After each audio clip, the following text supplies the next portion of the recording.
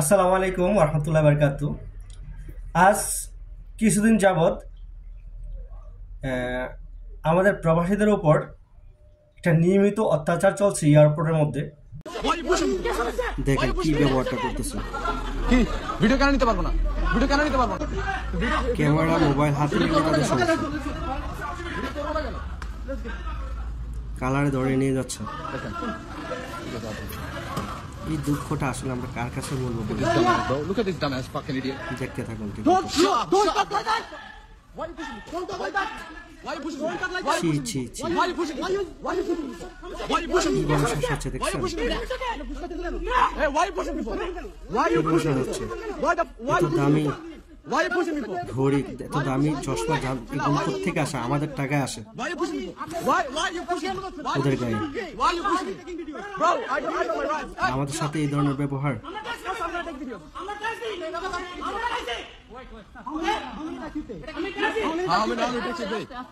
অনেক সাহস ছিল লোকটা, যে লোকটা ভিডিওটি করছে আপনাকে সেলুট। অনেক এরকম সাহস নিয়ে চলতে হবে আমাদের, যেন আমাদের উপরে অত্যাচার নিপীড়িত না করতে পারে।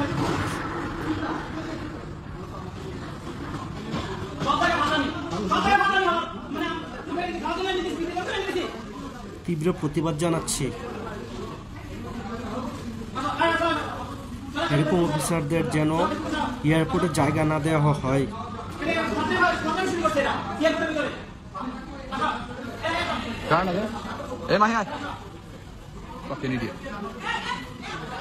প্লিজ ভিডিও কেন নিতে পারবো না? করুন। ভিডিও কেন নিতে পারবো না?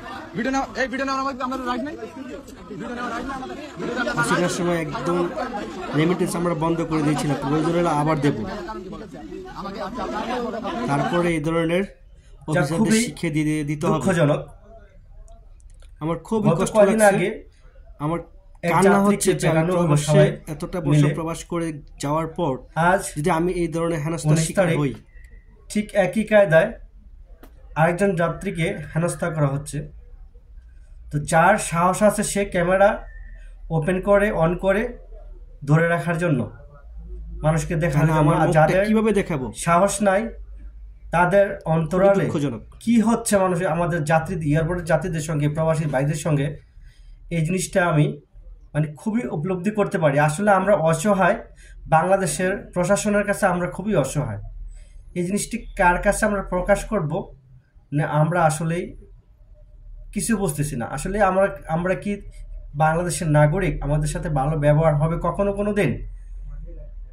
এত সুন্দর করে দেশটাকে আবার 24-এর গণ অভ্যুত্থানের যে একটা স্বাধীনতার স্বাদ পেয়েছিলাম, 71-এর যুদ্ধ তো আমরা দেখিনি। আমার কাছে কিন্তু সেই স্বাদটা মনে হয়েছিল। আর প্রশাসনের যে কর্মকর্তারা আছেন তাদের প্রতি আমার একটা অনুরোধ থাকবে, প্লিজ আপনারা অন্তত আমরা একদম নিকৃষ্ট মনে করবেন না যে আমরা প্রবাসে কি কাজ করি, কি ধরনের কাজকর্মে আছে, এরকম মনে করবেন না। আমরাও দেশের জন্য কিছু করি, ফ্যামিলির জন্য কিছু করি, সন্তানদের জন্য কিছু করি, আপনাদেরই জন্য কিছু করি, নিজের জন্য কোনো কিছু করি না।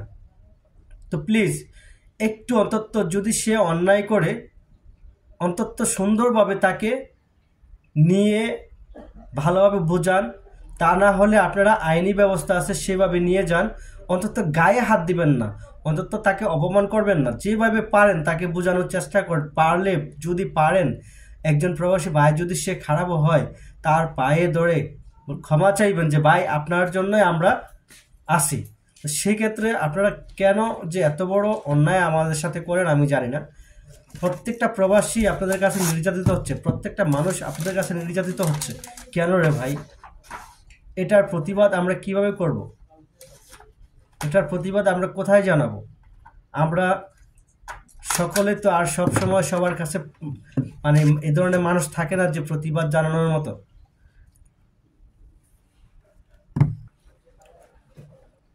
খুবই দুঃখজনকভাবে আপনাদের কাছে হাত জোর করছি, প্লিজ একটা প্রবাসীও যেন আপনাদের কাছে হেনস্থার শিকার না হয়, একটা প্রবাসীকে যেন আপনারা অপমান না করেন।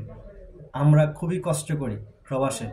প্রত্যেকটা প্রবাসী দেশের জন্য অনেক কিছু করে, দেশের জন্য তারা যুদ্ধ করে, প্রত্যেকটা মুহূর্তে মুহূর্তে মা বাবা সন্তান আত্মীয় স্বজনকে রেখে এ প্রবাসে পড়ে থাকি। কেন? শুধু একটু ভালোবাসা, একটু শান্তি, একটু ভালো থাকার জন্য। আর যদি আপনাদের কাছে এইভাবে আমাদের হেনস্থা হতে হয়, তাহলে আমরা এই দুঃখ কার কাছে বলবো আর কোথায় গিয়ে বলবো? প্লিজ দয়া করে একটা প্রবাসীকেও আপনারা এইভাবে অপমান করবেন না, যদিও সে খারাপ আপনাদের সাথে আচরণ করে থাকে।